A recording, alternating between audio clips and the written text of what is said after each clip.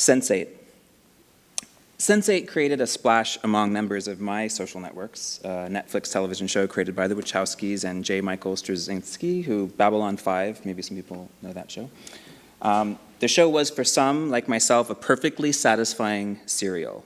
You got representations of life across the globe, you got a trans-inclusive queer politics, sex appeal, and this unapologetic assertion of our shared connections. But responses have been divided. Some have been offended by what some people have seen as like racial or cultural stereotypes, or by the Wachowskis' signature mix of high and low cultural forms. Others cringed at its earnestness, philosophical musings, and techno-spiritualism. What, they asked with scrunch face, these people are some kind of magic mushroom? So spoiler alert, I mean, if you haven't already seen the show but want to and don't want any more of its potential pleasures ruined, now's the time to just, cover your ears or return your attention to your device, or you can just listen and forget too. So the show is about, as Tavio said, a group of people around the world, this octuplet, who are brought into new relations with each other through what actually begins as this mysterious suicide of this figure called Angelica, played by Daryl Hannah. The characters learn that they are what are called sensate when they begin to share their consciousnesses with one another. They are telepaths and empaths. They feel one another. And when one member of the cluster is in need, others can use their skills, hacking, lying, violence, to help them. Or they can also literally inhabit one another's body. So in one episode, the South Korean son helps out her new Kenyan cluster buddy, Capheus, by using her Fight Club skills in his body to show some local gangsters what's what. We aren't sure whether the sensates are human or post-human. In one episode, Jonas, who serves as the cluster's mentor, says that sensates may be another species altogether, a more evolved version of Homo sapiens, or perhaps the template from which humans diverged. So I've been I'm reading Ben Anderson's book, Encountering Affect, and I find that he provides some very useful analytic categories for understanding affect, which I find necessary even after being immersed in this field for 15 years or so. I still get confused. So he defines affect as an object target, as a bodily capacity, as a collective condition. And I'm struck by how neatly, I was reading this book as I was rewatching the show, I was struck by how neatly these analytics map onto the program.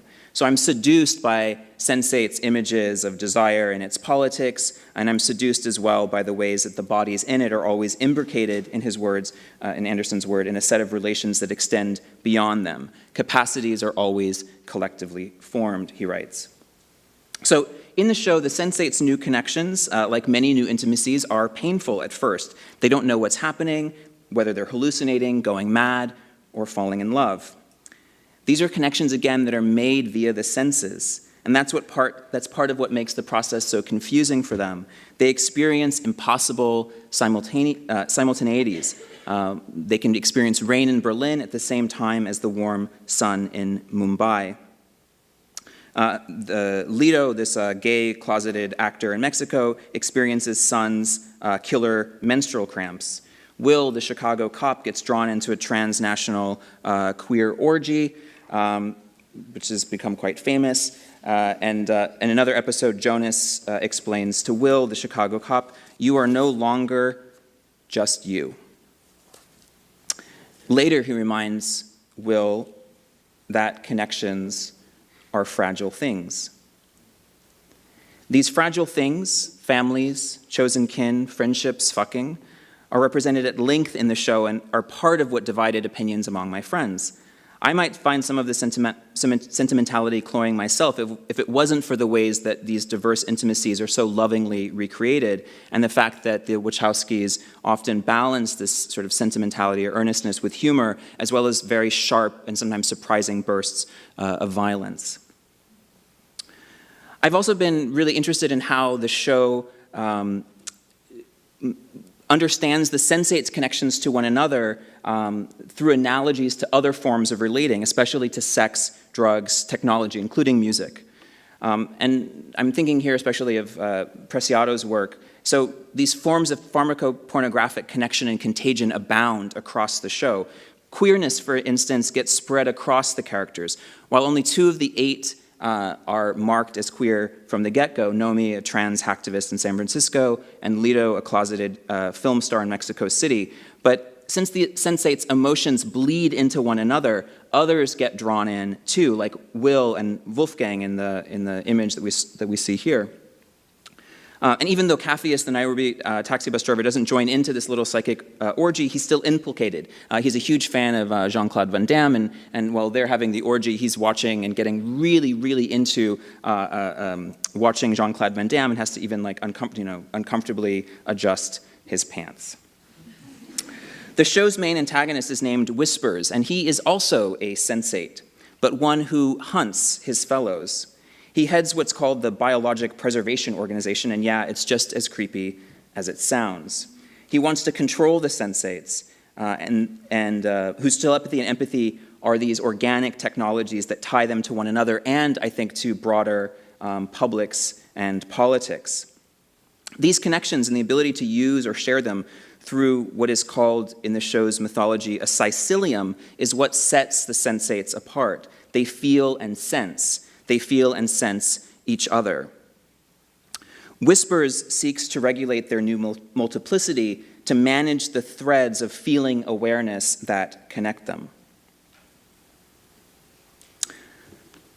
Emojis, part 2. I used to use only 3 or 4 emoticons. But now they have proliferated or metamorphosed or whatever into emojis. And I really only started using them in earnest this year. And at first I had to constantly look through the whole range of emojis that are available to think about what it was that I might want to communicate through them. A coiled snake, a pig, a diamond. Are emojis creating new language or producing new languages of affect, or maybe new genres of affect? A psycilium? A few weeks ago, I had my students take out their devices, and all but one of them, of course, had a smartphone, and look at the emojis they used most frequently. You can do this now if you want. These were mine. What did they mean, these recently used emojis, I asked them. I used a diamond to signify my now ex's preciousness. One student used water droplets to signify his excitement, and he blushed when I told him what it meant in gay dating app profiles. But even I had to have some of these things explained to me. So another student later, after a discussion about Grindr, privately broke down the series of emojis that made up this image. The 8, he explained, are the balls, the arrows, the girth, the hand means hand job, and the droplets. Got it, I told him. I'm not completely out of it, though. On Yik Yak, I know what Netflix and chill or Netflix and cuddle means. I know all about does anyone just want to make out. These are new structures of feeling that combine technologies like TV and pot with other technologies like sex.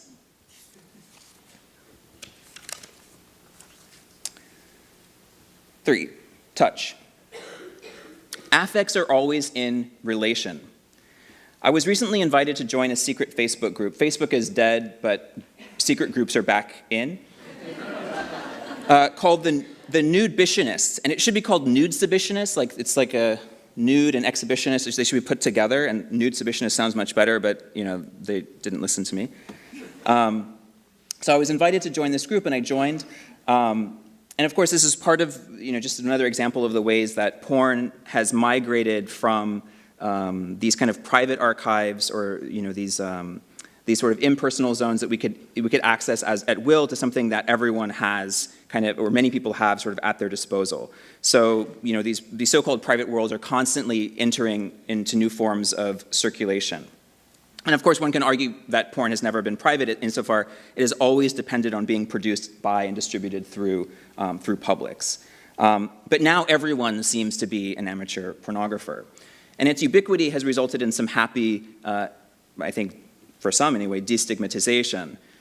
Something is happening. New forms and archives emerge and proliferate, juicy, living ones. Writing about the histories of pornographic archives in Archives of Porn Archive, yeah. Tim Dean notes that, quote, what sexually explicit images and objects provoked was not simply outrage or lust, but a special kind of archive. Now people share their archived nudes within their personal networks, like in this Facebook group. They erotically display and entice, they solicit feedback, and they compare different techniques to optimize their sexual self-representations, including the formalized feedback of critiquemydickpic.com.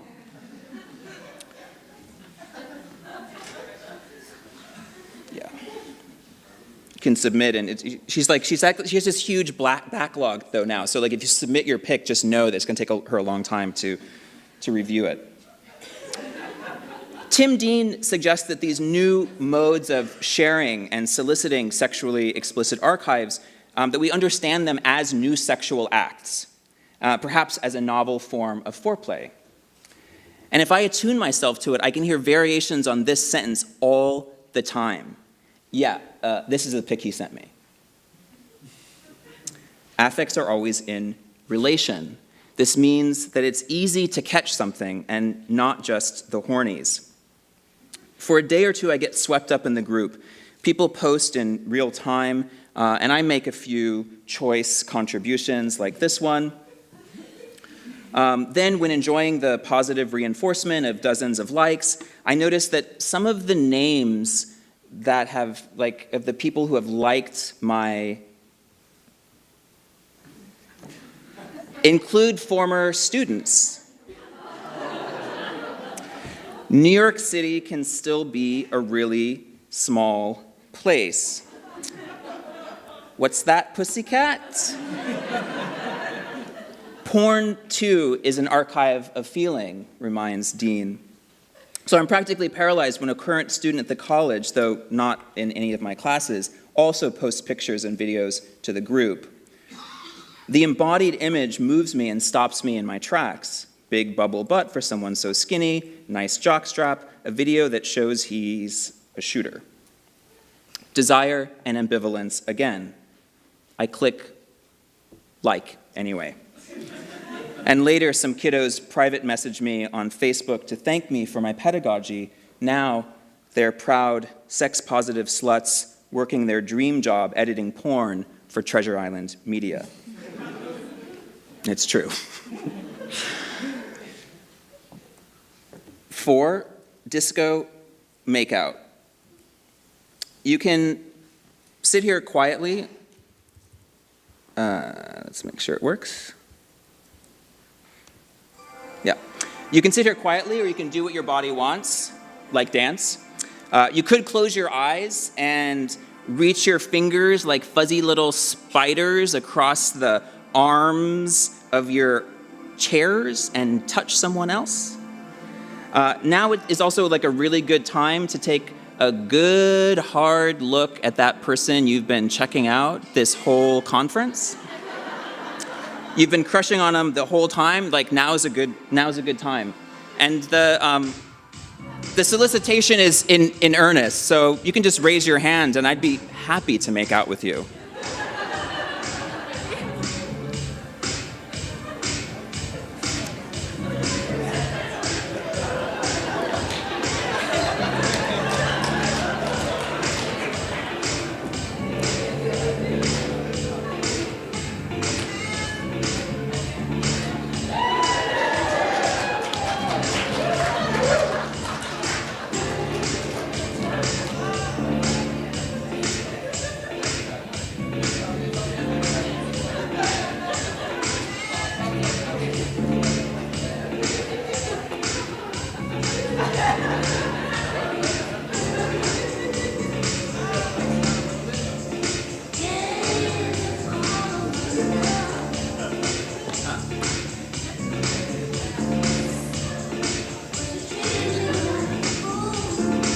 We take the lights down just a little.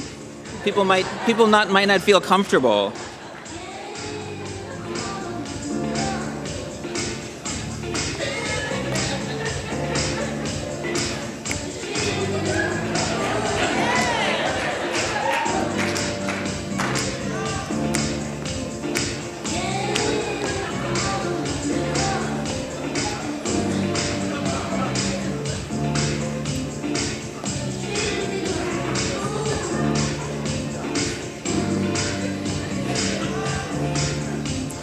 You can get up. You can dance with me.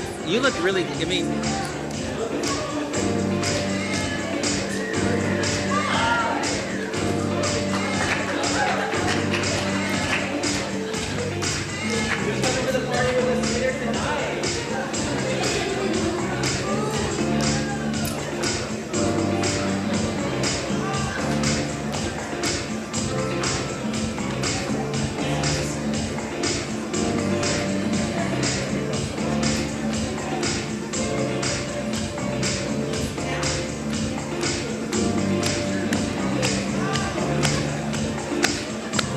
has everyone given the person they like a good hard look? Yeah, here we go.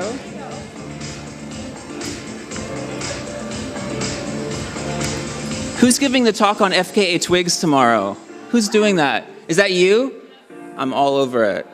I'm there.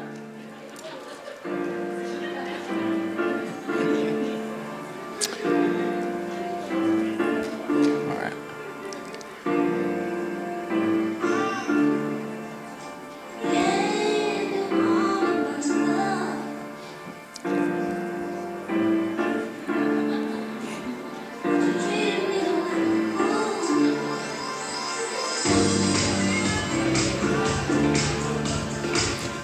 It's just going to continue until the song is done. You can just do what you want to do.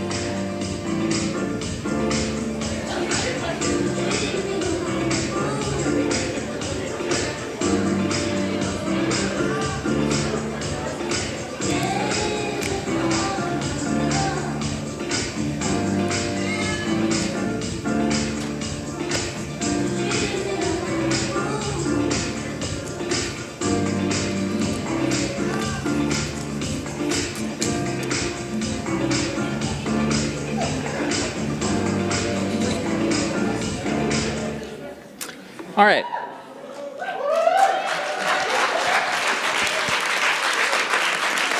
So there's one last thing actually for the tech person. Actually, keep the lights down. You can actually take them a little bit lower. So I know that a lot of you are probably at this point tired, right? Like you've had a long time, a long day. So I came up with a little exercise that comes from my training in yoga and meditation. So this is part 5, I guess. Yoga Nidra. So I'm going to do it with you guys. So I created a recording so I can do it as well. Some people have already gotten a taste of this before. But basically, like, you might want to get started now by just putting everything away. Just pay attention. Handshake. Wake up.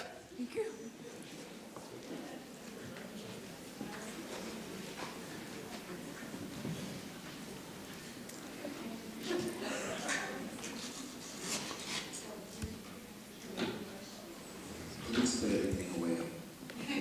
Everything. You won't need to live tweet anything for at least the next 10 to 12 minutes. It's a little experimental and fine, but at least try to sit quietly without moving or doing much of anything else. This exercise is called Yoga Nidra, or yogic sleep. It's a relaxation exercise, and it's supposed to take you to that drifty, dreamy space between waking and sleeping. Normally we would do this lying down, but you can get a taste from sitting too. First then, just try to find a comfortable seat. Sit up straight and tall, and place both of your feet on the floor. Rest your hands on your thighs. Your palms can be facing up or down. Allow your eyes to close. And again, if you just can't bring yourself to close your eyes, then at the very least soften your gaze and let your eyelids become a little heavier. Now, feel the heaviness of your pelvis and legs pressing into the chair. Feel the downward pulling movement of gravity. Don't allow your spine to collapse, but feel your body's weightiness. Inhale and exhale at your own pace. As you inhale, feel your whole torso expand in all directions, front to back, side to side, bottom to top. As you exhale, feel your torso contract.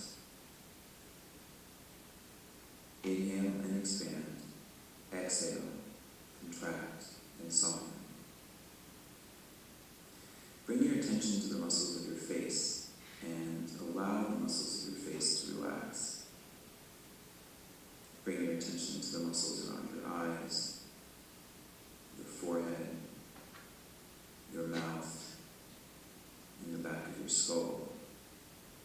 Soften as you inhale and exhale. Now, bring your attention to your shoulders. Release them, allowing them to relax away from your ears. Inhale and exhale through your nose if you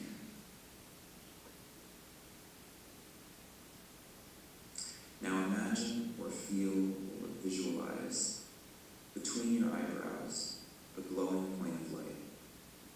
Between your eyebrows, a glowing point of light. Now, in the center of your throat, a point of light. Body relaxed. At the center of your throat, a point of light. Now, move to your right shoulder, a point of light. Your right elbow, body relaxed, a point of light. At your right wrist, inhale a glowing point of light. Exhale a glowing point of light. On your right thumb, a point of light. Index finger, middle finger, ring finger, pinky, glowing points of light. Right wrist, body relaxed. Your right shoulder, a glowing point of light. Come back through the point of light at the center of your throat. And then on your left shoulder, visualize a point of light. Body relaxed. Left elbow. Left wrist. Inhale and exhale as you visualize or feel a point of light at your left wrist. Each of your left fingertips contains a point of light. Your left thumb, your index finger, middle finger, ring, pinky finger, point of light.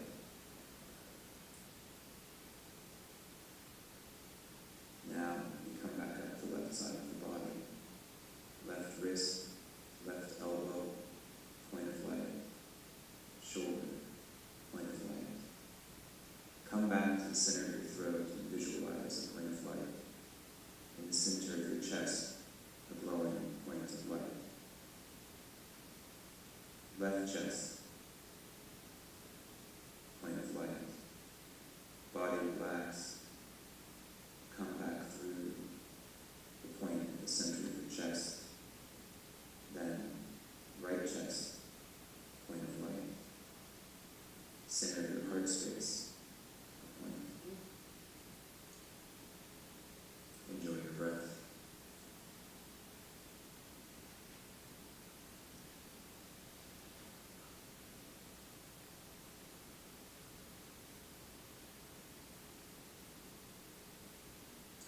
Now, imagine your body as a space in through which you can move, and bring your attention toward the back of that space, and imagine looking upward at all of those points of light. From the back of your body, look up at the points of light.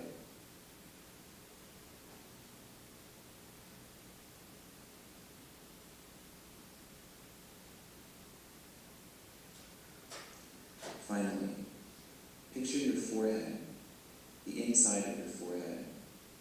Imagine it is like the screen of a theater. Staying relaxed and connected to your breath, allow any images that might appear on that screen to appear. Don't worry about cultivating anything or evading anything. Just relax and look up at the screen and see or feel whatever arises. No judgment, no trying. Body relaxed, effortless.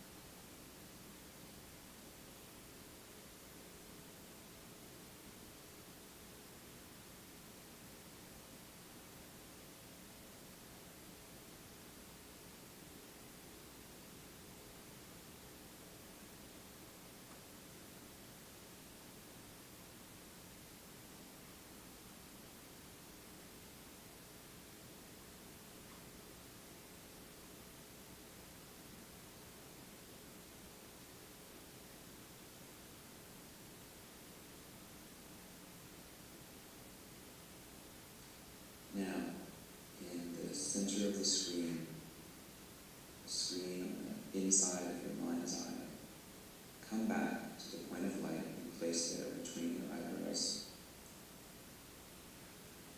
Feel or visualize that point of light expanding into the shape of a golden egg.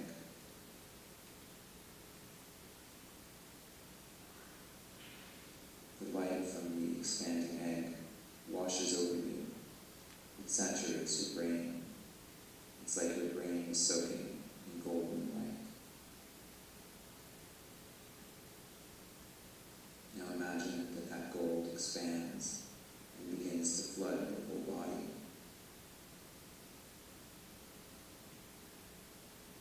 Your body becomes so saturated with this golden light that it creates a flood of golden light and healing all around you. In fact, your body is the center of a giant golden egg, radiant, resplendent.